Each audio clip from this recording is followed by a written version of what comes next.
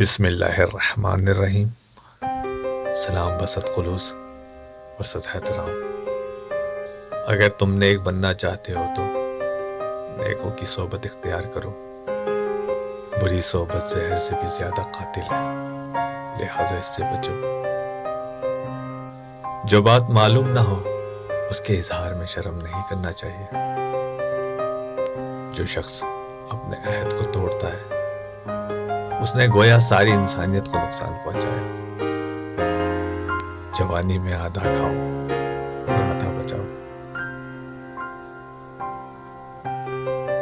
خوبصورتی چند روزہ حکومت ہے،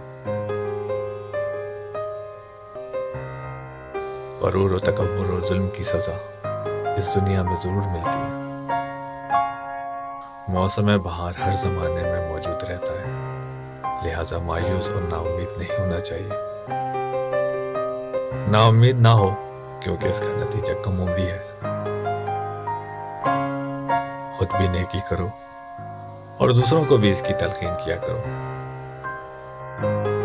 ہر شخص اپنے اعمال کا خود ذمہ دار ہے۔